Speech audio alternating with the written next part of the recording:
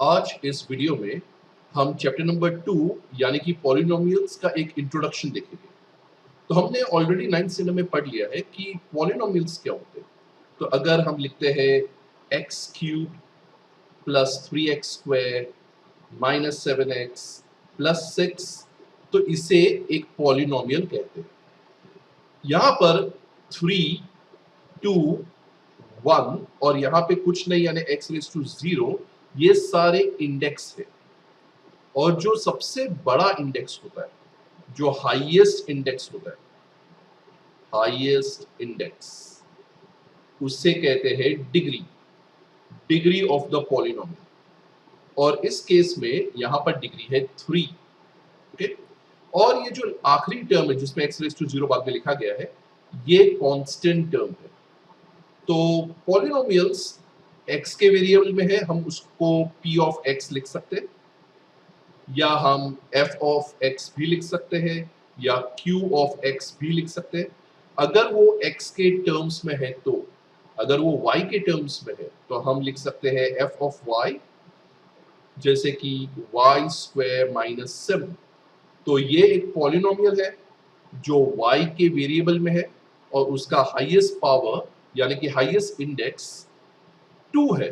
Okay, तो अगर कोई पॉलिनोमियल जिसकी डिग्री 1 है, उसे कहते हैं एक लीनियर पॉलिनोमियल।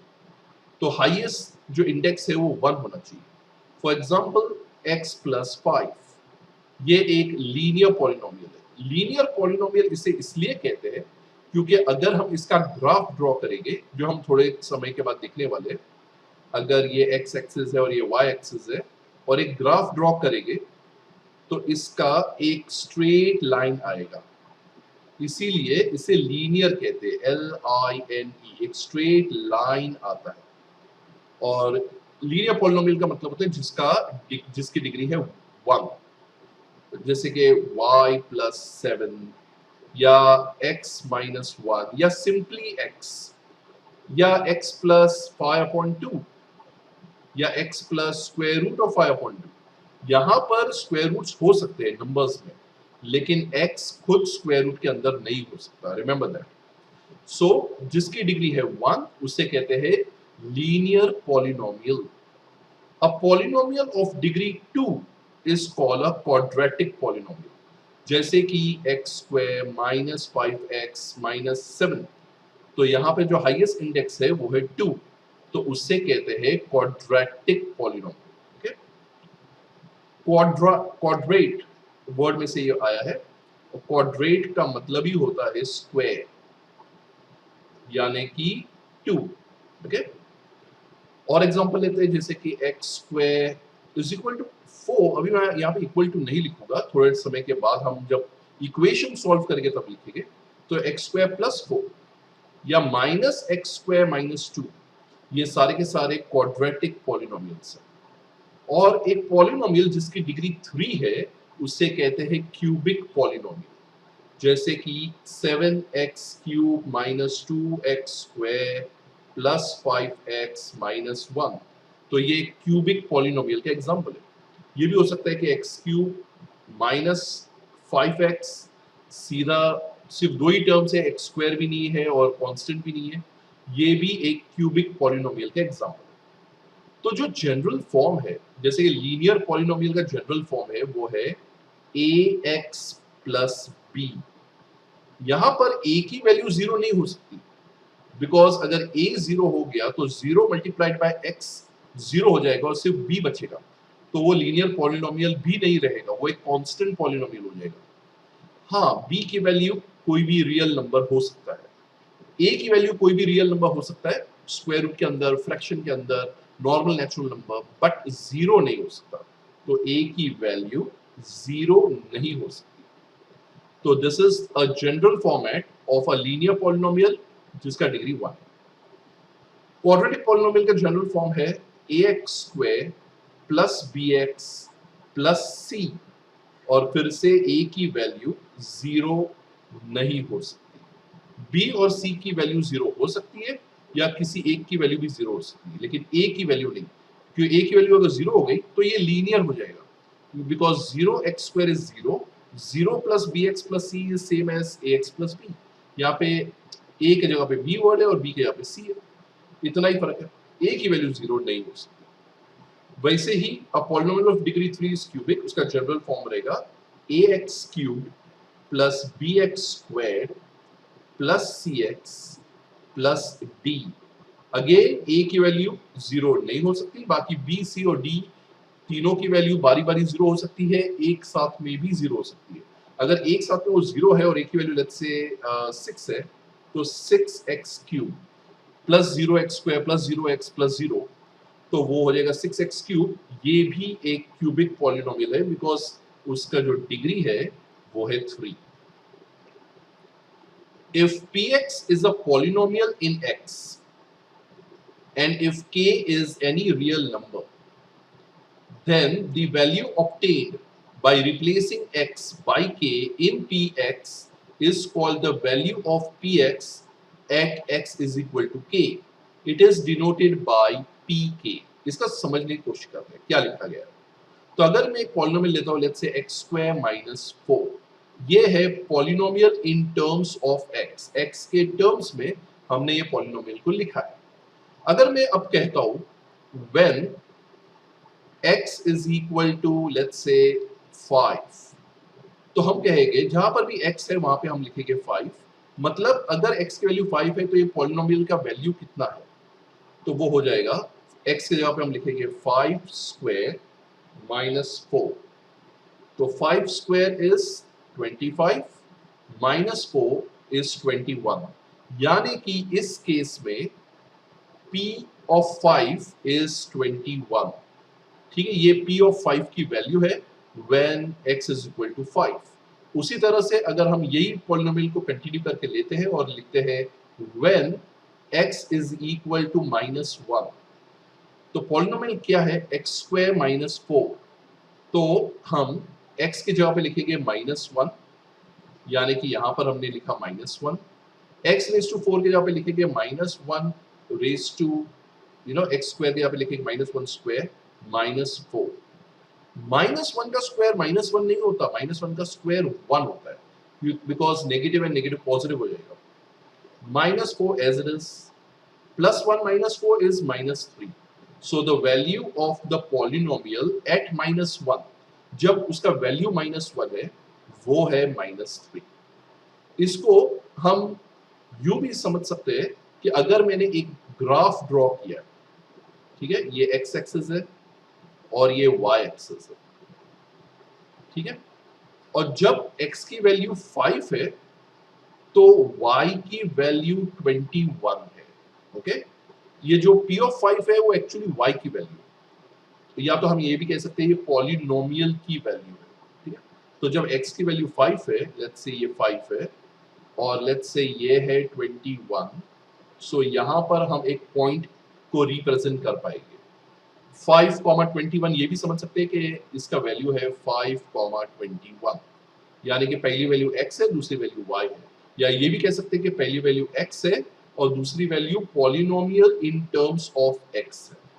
उसी तरह से जब x की वैल्यू -1 तो y की वैल्यू -3 है, तो -1 लेट्स से ये -3 है, तो यहां पर दूसरा पॉइंट आएगा -1 -3। ठीक है, तो हम उस पॉइंट पे x की वैल्यूज फाइंड कर सकते हैं। हम आगे इस डेफिनेशन को बढ़ाते हुए कहेंगे a real number k is said to be a zero of the polynomial px if pk is equal to 0। अब मैं ये सवाल पूछना चाहता हूं कि जब मैंने 5 सब्स्टिट्यूट किया तब 21 आया, ठीक है, जब मैंने -1 सब्स्टिट्यूट किया तो -3 आया।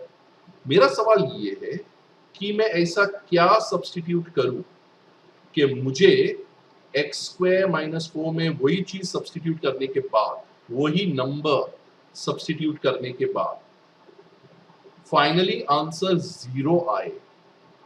तो ये जो वैल्यू है, ये जो क्वेश्चन मार्क है, वो रहेगा 0 ऑफ द पॉलिनोमियल, मतलब वो k की वैल्यू, वो वैल्यू जिससे ये पॉलिनोमियल का वैल्यू 0 हो जाए। तो हम या तो hit and trial method use कर सकते हैं, जैसे कि मैं पहले लिखता हूं k की वैल्यू 1 है, और सब्सटीट्यूट करने की कोशिश करता हूँ। एक्स स्क्वायर माइनस 4 है तो मैं लिखूंगा 1 स्क्वायर माइनस 4, यानी कि 1 माइनस 4, और यहाँ पर भी हमें वैल्यू मिलता है -3। तो 1 पर भी -3 है, -1 पर भी -3। ठीक है, मैं अब सब्सटीट्यूट करता हूँ 2, तो P ऑफ 2 क्या हो जाएगा, एक्स स्क्वायर माइनस 4, तो 2 स्क्वायर माइनस 4, तो 2 स्क्वायर होता है 4, 4 माइनस 4 इज 0। तो ये जो वैल्यू है 2, तो 2 is said to be the zero of the polynomial। और यहाँ पे जीरो कंप्लीट ये वर्ड्स में लिखना है, जीरो एज अ नंबर नहीं लिखना है, जीरो ऑफ द पॉलिनोमियल। ठीक है, तो जीरो ऑफ द पॉलिनोमियल वो नंबर है जिससे ये पॉलिनोमियल का वैल्यू जीरो हो जाएगा। या इसे हम ये भी कह सकते हैं, अगर मैंने polynomial is equal to zero लिख दिया तो वो k की वैल्यू जिससे वो जीरो होता है, इस k की वैल्यू को हम कहेंगे जीरो ऑफ द पॉलिनोमियल, या इसे हम कह सकते हैं solution when the polynomial becomes zero. ठीक है, solution of the polynomial. Okay, क्या यहाँ पे सिर्फ 2 ही ऐसा एक जीरो है और कोई जीरो हो सकता है? क्या और कोई वैल्यू हम सब्स्टिट्यूट करेंगे तो हमें ये something square minus 4 is equal to 0 मिलेगा? आंसर है हाँ, एक और वैल्यू हो सकता है और वो है -2। देखिए -2 स्क्वायर -4 करेंगे तो -2 स्क्वायर 4 हो जाता है, 4 माइनस 4 हो जाता है 0। तो यहाँ पर 2 भी एक सोल्यूशन है और -2 भी एक सोल्यूशन, इसलिए दोनों को हम कहेंगे they are the zero of the polynomial. एक और एग्जांपल देखते हैं। ठीक है, एग्जांपल में एक लीनियर पॉलिनोमियल लेता हूं। Polynomial in terms of x is equal to 5x minus 10। तो ऐसा x का क्या वैल्यू लिखूंगा मैं ताकि ये 5x माइनस 10 जीरो हो जाए। ठीक है, तो अगर मैं p ऑफ x को ही जीरो सब्स्टिट्यूट कर दूं, मैं लिखूं p of x is zero है, तो 5x minus 10 will become 0, minus 10 को वहां पे ले लो तो हो जाएगा 10, 10 इज इक्वल टू 5x, यानी कि 5 यहाँ पे मल्टीप्लाई हो रहा है, वहां जाएगा तो डिवाइड होगा, तो x की वो वैल्यू है 2। तो यहां पर अगर मैं लिखता हूं k इज इक्वल टू 2 या x इज इक्वल टू 2, तो p ऑफ 2 हो जाएगा 5 into 2 minus 10, 10 minus 10 which is a 0। तो कौन सा वैल्यू x का कौन सा वैल्यू लिया कि वो 0 हो गया? आंसर है 2 लिया तो 0। तो हम यहाँ पे लिखेंगे 2 इज द, हम लिख सकते हैं 0 या सोल्यूशन या आंसर या रूट, ये वर्ड भी यूज कर सकते हैं। रूट हम लोग ज्यादा करके क्वाड्रेटिक इक्वेशंस में यूज करते हैं, लेकिन हम यूज कर सकते हैं 2 is the zero of the polynomial। ठीक है, तो जनरल टर्म्स में अगर मैं कहूं, अगर एक पॉलिनोमियल है ax plus b, let's say ax plus b where a is not equal to 0, तो x का क्या वैल्यू है वो 0 रहेगा, तो हम इसको ही 0 से इक्वेट करते हैं, प्लस b उस तरफ गया तो माइनस b हो गया, और यहाँ पे a मल्टीप्लाई हो रहा है, वहां जाएगा तो डिवाइड होगा, a की वैल्यू 0 तो है ही नहीं। So minus b upon a is the zero of the polynomial। ठीक है, एक और एग्जांपल देखते हैं हम लोग, ट्राई करना। X square minus 4x minus 4 is equal to 0। X की क्या वैल्यू मैं लिखूंगा तो ये 0 होगा, तो क्या 2 की वैल्यू लेंगे तो होगा या -2 या -4, तो वो सारी चीजें हम बारी बारी सब्स्टिट्यूट करके देख सकते हैं और एक्चुअली फाइंड कर सकते हैं कि किस वैल्यू पे ये 0 होता है। ठीक है, या इसको हम +4 कर देते हैं अभी के लिए और ट्राई करते हैं x इज इक्वल टू 2 से। सो x 2 square minus 4 into 2 plus 4, 2 square होता है 4, यहाँ पर भी है 4, 4 प्लस 4 8, और यहाँ पे है -8, yes it is Indeed 0। So x is equal to 2, या तो 2 is the root या 2 is the zero of the polynomial px। ठीक है, अब वेरी वेरी इंपॉर्टेंट थिंग जो हमें समझनी है वो ये है कि अगर डिग्री 1 है, अगर डिग्री 1 है, so the maximum number of zeros या मैक्सिमम नंबर्स जिससे वो पॉलिनोमियल जीरो हो जाएगा वो रहेगा 1, जैसे लीनियर लीनियर पॉलिनोमियल्स में, और उसका वैल्यू जनरल फॉर्म में रहेगा -b/a। पर अगर डिग्री 2 है जैसे क्वाड्रेटिक पॉलिनोमियल्स, तो उसमें मैक्सिमम नंबर ऑफ जीरोस आएगा 2। अब जब मैं कहता हूं मैक्सिमम नंबर ऑफ जीरोस 2 है, मतलब 2 भी हो सकता है, एक ही जीरो हो सकता है, या एक भी नहीं हो सकता है। सो इट मींस 2 और 1 और 0, यानी मैक्सिमम में मैक्सिमम 0 जीरोस हो सकते हैं और 1 जीरोस होते हैं, मैक्सिमम मैक्सिमम 2 जीरोस हो सकते हैं। यहां पर लीनियर में भी मैक्सिमम 1 जीरोस हो सकते हैं या हो सकता है एक भी जीरो ना हो। वैसे अगर डिग्री 3 है तो मैक्सिमम नंबर ऑफ वैल्यूज जिसको पुट करेंगे तो पॉलिनोमियल का वैल्यू 0 हो जाएगा, वो है 3। तो ये भी हो सकता है कि सिर्फ 2 ही आंसर्स हो, या एक ही आंसर हो, या एक भी ना हो। तो इसको समझने के लिए हम ज्योमेट्रिकल इंटरप्रिटेशन करेंगे। तो ज्योमेट्रिकल इंटरप्रिटेशन के लिए हम एक सॉफ्टवेयर है जियोजेब्रा, उसका इस्तेमाल करने वाले हैं। आप भी ये सॉफ्टवेयर को इजीली इंटरनेट कनेक्शन के साथ यूज कर सकते हैं, इसको ऑफलाइन भी डाउनलोड करके भी यूज कर सकते हैं। ये मोबाइल फोन्स पे भी अवेलेबल है। तो एक पॉलिनोमियल हम देखते हैं x² - 5x - 6, और देखते हैं कि ग्राफिकली वो कैसा दिखता है। तो ये हमारी x एक्सिस है, ये हमारी y एक्सिस है। तो अगर मैं इसको ऑन करता हूँ, एक्टिवेट करता हूँ, तो ये ग्राफ इस तरह से दिखता है, एक यू शेप का ग्राफ है, ठीक है, इस तरह से। और जहां पर वो x एक्सिस को कट करता है, एक ये पॉइंट पे कट करता है -1, 0, और एक 6, 0 पे कट करता है। इसका ये मतलब होता है कि ये दोनों वैल्यूज -1 और 6 जीरोस है ये पॉलिनोमियल के। जीरोस है ये पॉलिनोमियल का मतलब अगर मैंने यहाँ पे 6 सब्स्टिट्यूट किया तो 6² 36 हो जाएगा, 36 - 6 इज 30, और 5 6 भी 30 होता है, -30 + 30 is 0। तो ऐसे दो वैल्यूज है -1 और 6, जहां पर सब्स्टिट्यूट करने पर ये fx का वैल्यू 0 हो जाएगा। तो यहाँ पे दो जीरोस है। तो quadratic equation, sorry quadratic polynomial, अगर यहाँ पे एक 0 लिख डालो तो क्वाड्रेटिक इक्वेशन हो जाता है, और इक्वल टू के सिर्फ इस तरफ देखो तो क्वाड्रेटिक पॉलिनोमियल रहता है या एक्सप्रेशन रहता है। तो क्योंकि इसका डिग्री 2 है, हम देख सकते हैं एट द मोस्ट दो जीरोस है, ठीक है।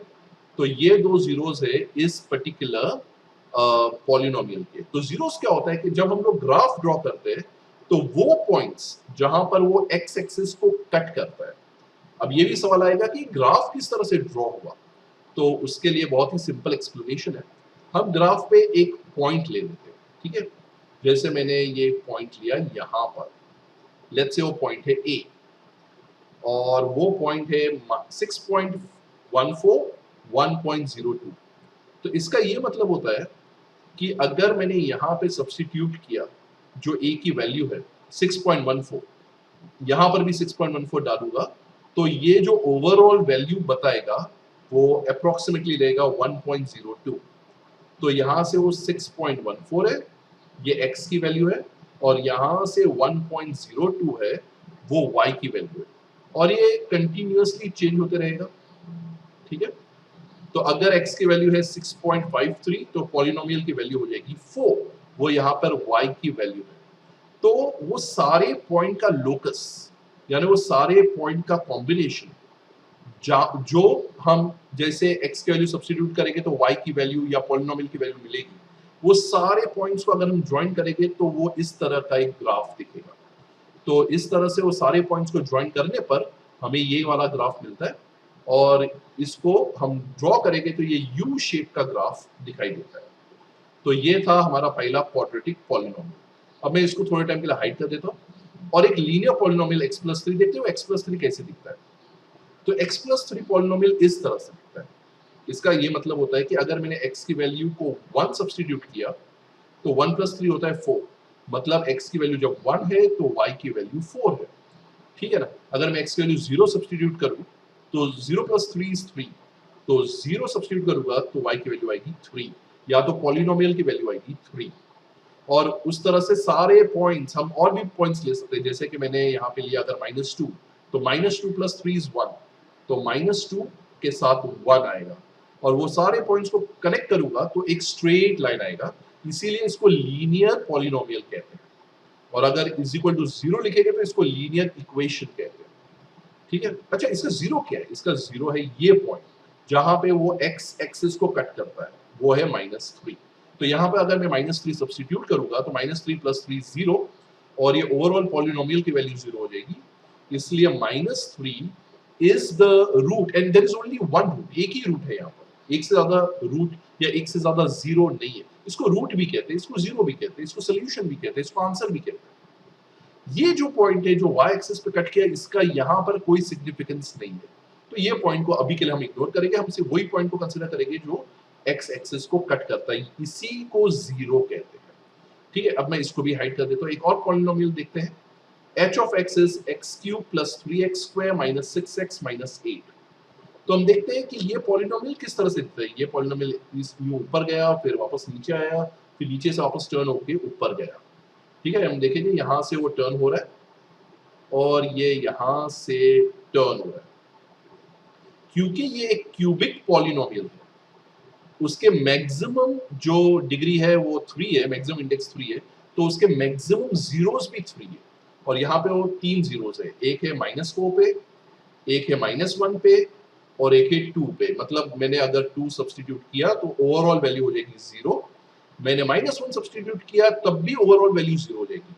मैं तुम्हें एनकरेज करूंगा कि यहाँ पे वीडियो को पॉज करें और एक्चुअली सब्स्टिट्यूट करके देखें, x के जगह पर -4 सब्स्टिट्यूट करके देखें, और देखें कि ओवरऑल ये hx की वैल्यू, ये पॉलिनोमियल की वैल्यू 0 होती है या नहीं होती है, और डेफिनेटली होगी। देखो ये जो सेकंड 0 है वो पॉलिनोमियल की ही वैल्यू है, तो जब पॉलिनोमियल की वैल्यू 0 होती है, वो कब होती है? जब वो y = 0 होता है, यानी वो x एक्सिस पे रहता है, तो वो पॉइंट्स को हम जीरोस कहते हैं।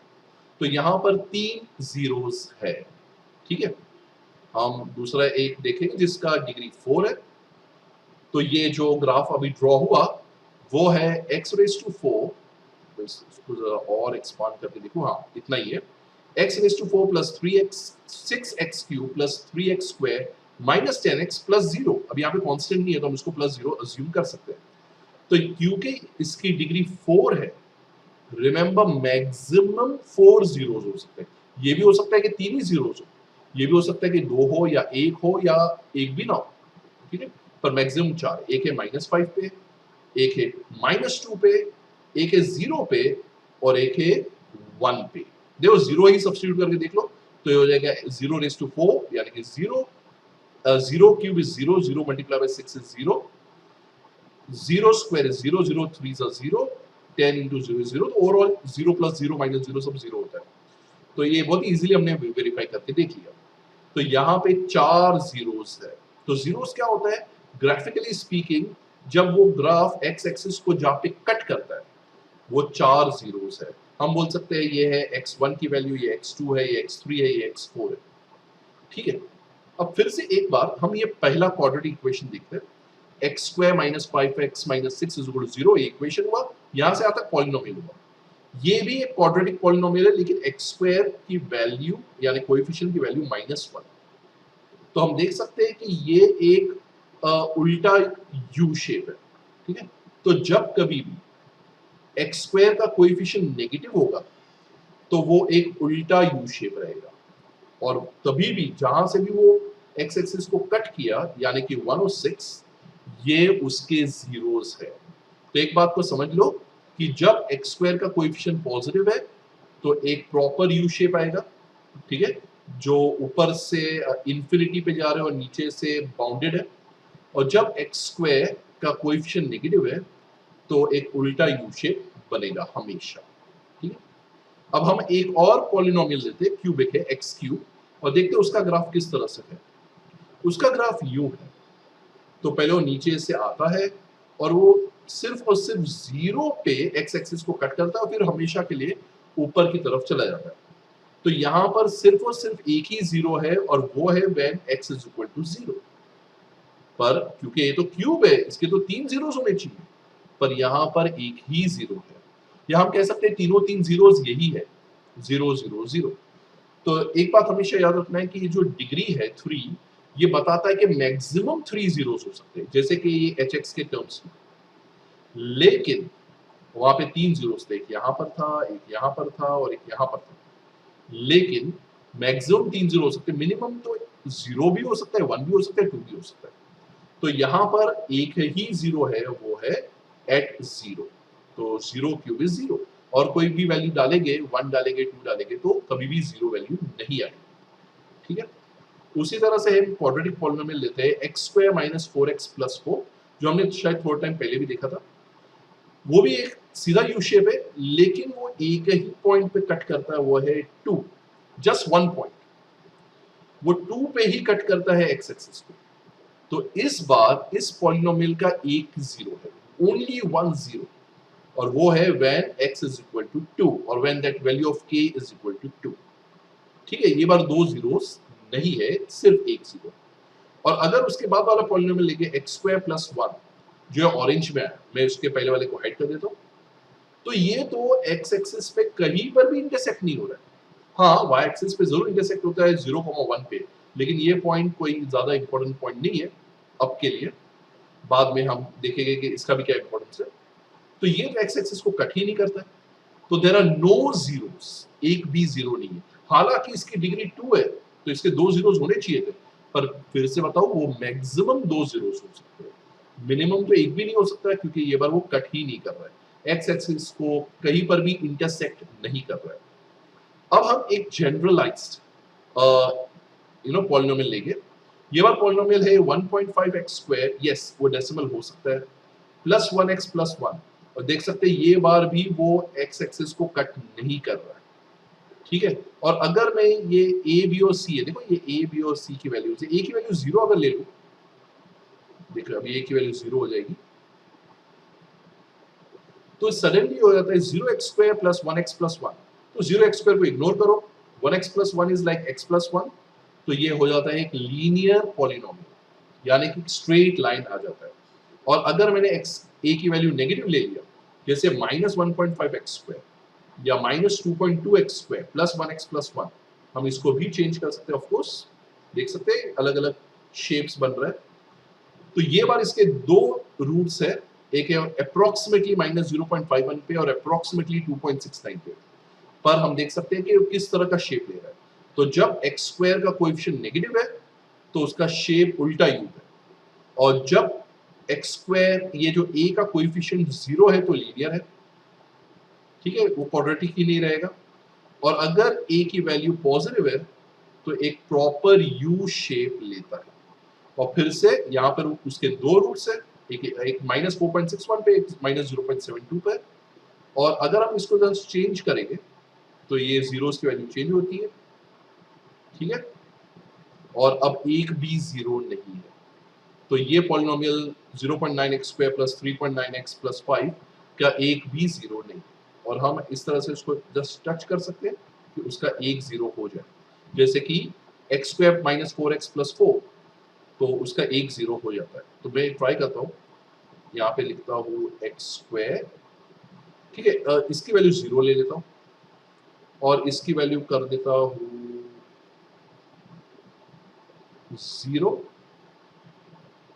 तो ये हो जाएगा सिर्फ x² और x² का एक ही जीरो है, वो है एट 0। तो ये x² का ग्राफ है, तो उसका एक ही जीरो है, वो है 0। तो ये था ग्राफिकल इंटरप्रिटेशन। तो ग्राफिकल इंटरप्रिटेशन से हमको क्या पता चला है, या किस टाइप के क्वेश्चन आएंगे। मान लो कि ये एक तुमको ग्राफ दिया गया है, तुमको बोलेंगे कि इसके कितने जीरोस है, तो क्योंकि ये ग्राफ दो पॉइंट्स पे इंटरसेक्ट करता है, ठीक है, ये सारी पॉइंट्स को इग्नोर करो, सिर्फ x एक्सिस पे कहां पे इंटरसेक्ट करता है, तो हम कहेंगे कि इसके दो जीरोस है, क्योंकि वो दो पॉइंट्स पे इंटरसेक्ट करता है। चलिए अब हम एक्सरसाइज नंबर 2.1 स्टार्ट करते हैं।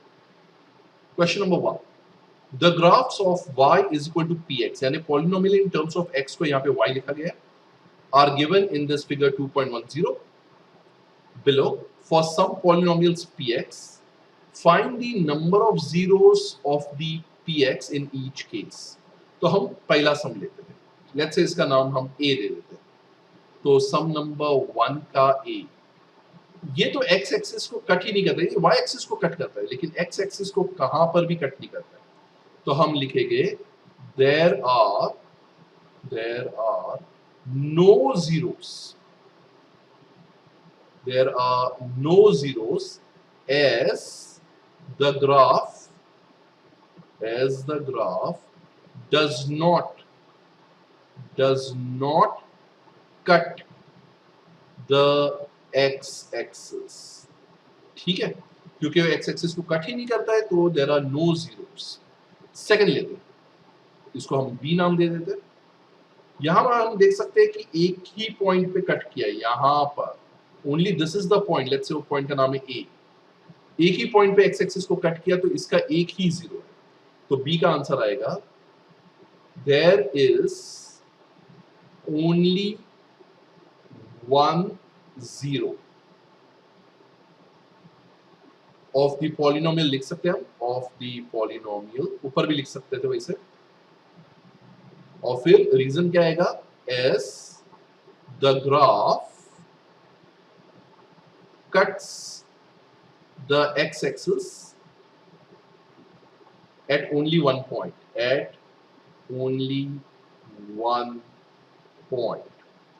ठीक है। सी करते हैं भी हम, कितने पॉइंट्स पे कट करता है एक्स एक्सिस को, तो एक है यहां पर, एक है यहां पर, एक है यहां पर, 3 पॉइंट पे, ठीक है। तो सी का आंसर किस तरह से आएगा, there are 3 zeros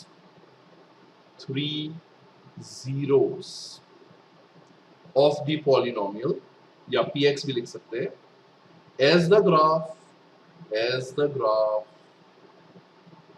cuts the x-axis at 3 points, ठीक है, at 3 points। चलिए अभी मैं बाकी सभी का इस तरह से डिटेल आंसर नहीं लिखूंगा, लेकिन हम सॉल्व डेफिनेटली करेंगे। तो डी का क्या आएगा, डी का ये जो ग्राफ है वो 2 पॉइंट्स पे कट करता है, 1 and 2, तो यहाँ पे कितने जीरोस आएंगे, 2 zeros, ओके। और वैसे ही लिखना है as the graph cuts the x-axis at 2 points, यहाँ पे कितने जीरोस है ई में, 1 2 3 4, तो यहाँ पर आएंगे 4 zeros, ठीक है। as the graph cuts the x-axis at 4 points या in 4 points, यहां पर देखते हैं f का, एक यहां पर जस्ट टच कर रहे हैं, ये एक तरह का x एक्सिस टेंजेंट हो जाता है, तो 2, और यहां पर भी टेंजेंट जैसा है 3, so there are 3 zeros as the graph cuts the x axis at 3 points। So I hope you understood this particular exercise. See you in the next. Thank you for watching.